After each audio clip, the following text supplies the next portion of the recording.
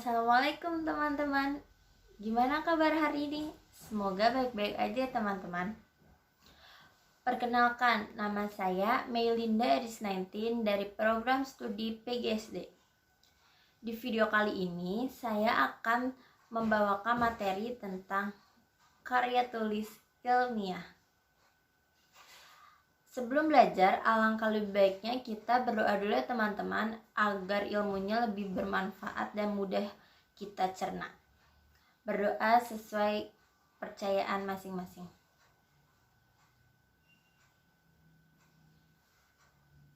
Amin. Sebelum memasuki materi, sebelumnya teman-teman tuh ada yang tahu gak sih karya ilmiah itu apa?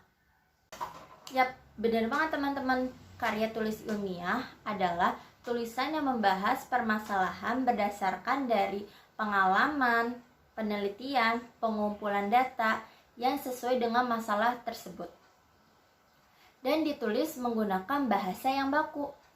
Karya tulis ilmiah pun menjadi karya penelitian seperti pengembangan ide, pengembangan teknologi, pengembangan seni, dan lain-lain.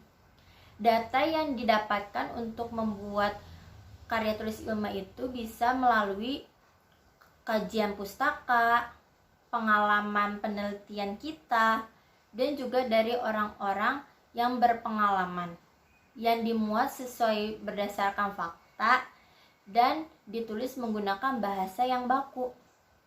Adapun tujuan karya ilmiah tersebut adalah untuk memberikan informasi kepada pembaca karya tulis ilmiah tersebut ataupun memberikan jawaban kepada orang-orang yang ingin mengetahui apa jawaban dari permasalahan yang sedang kita tulis di dalam karya tulis ilmiah tersebut.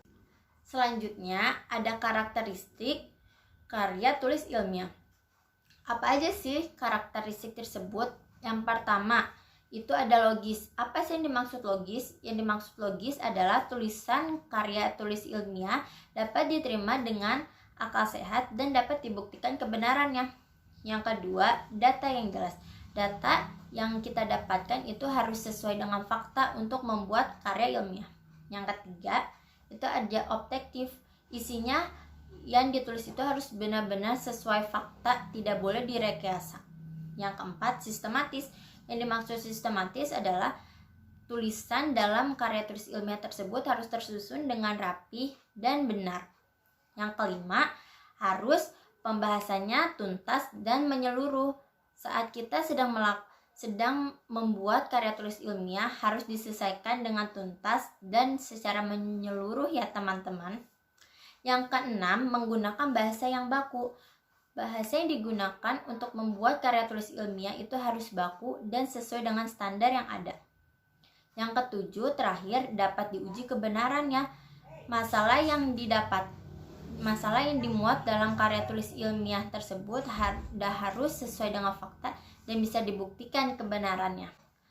Karya tulis ilmiah pun mempunyai fungsinya loh teman-teman. Yang pertama itu fungsi untuk pendidikan, yang kedua fungsi penelitian, yang ketiga fungsi fungsional. Adapun fungsi yang lainnya itu untuk suatu penjelasan, terus ada juga untuk prediksi, dan ada juga untuk kontrol. Adapun tujuan lain untuk penulisan karya tulis ilmiah adalah yang pertama, ditulis untuk memecahkan permasalahan yang sedang diteliti. Yang kedua, ditulis untuk menambah pengetahuan dari suatu masalah yang sedang dibahas. Yang ketiga, ditulis untuk melatih seseorang agar bisa menulis karya tulis ilmiah dengan secara baik dan benar. Yang keempat, ditulis untuk melatih berpikir si penulis tersebut. Yang kelima, ditulis untuk mencapai tujuan tertentu. Jenis-jenis karya tulis ilmiah itu ada misalnya makalah, skripsi, tesis, artikel penelitian ilmiah, paper, dan lain-lain. Selanjutnya, kita akan membahas sistematis penulisan karya tulis ilmiah. Yang pertama itu ada halaman judul. Di dalam halaman judul itu harus tertera nama judul, nama penyusun, nama lembaga, serta tempat dan tahun pembuatan karya tulis ilmiah tersebut. Yang kedua itu ada abstrak. Dan yang ketiga ada pendahuluan. Di dalam pendahuluan pun ada latar belakang masalah, identifikasi masalah, pembatasan masalah, perumusan masalah, tujuan masalah. Yang keenam, pembahasan. Di bagian ini harus mendapatkan porsi tulisan yang lebih banyak dibanding bagian yang lain, karena di bagian ini kita akan membahas secara maksimal, secara rinci tentang penelitian yang sudah kita teliti. Dan di dalam pembahasan ini kita bisa memilih dua metode yang kita pakai. Jika kita memilih metode kuantitatif, itu harus disertakan dengan grafik, tabel, dan diagram. Jika kita memilih metode kualitatif, data akan diuraikan secara verbal. Keempat, itu ada kerangka teoritis. Dalam kerangka teoritis ini membahas tentang hasil kajian terhadap teori dan hasil-hasil penelitian yang sudah ada atau yang sudah terpublikasi. Yang kelima itu ada metode penelitian. Metode penelitian dalam karya ilmiah itu sangat mendasar sebagai langkah-langkah untuk memilih metode penulisannya itu. Jika dalam metodenya saja kita sudah salah, maka pembahasannya akan salah pula. Yang ketujuh ada kesimpulan dan saran. Terdapat dua penyampaian kesimpulan.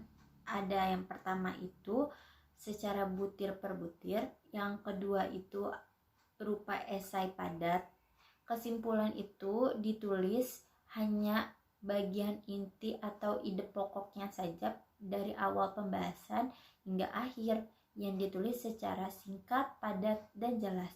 Kalau saran itu berisi anjuran terhadap penelitian selanjutnya yang sejenis. Yang kedelapan ada daftar pustaka. Daftar pustaka dalam karya tulis ilmiah ini sangat penting karena agar kita tidak dianggap sebagai plagiarisme. Contoh daftar pustaka di bawah sini. Dan yang terakhir, contoh karya tulis ilmiah. Buat teman-teman yang ingin melihat contoh karya tulis ilmiah, bisa langsung klik link di deskripsi di bawah sini, karena di situ ada contoh jenis karya ilmiah artikel. Teman-teman bisa membaca dan melihatnya ya. Nah, itu dia teman-teman materi tentang pembahasan karya tulis ilmiah. Semoga bisa bermanfaat dan mudah dipahami oleh teman-teman ya. Kurang lebihnya mohon maaf jika ada kesalahan kata. Sekian video dari saya. Wassalamualaikum warahmatullahi wabarakatuh. Sampai jumpa lagi teman-teman.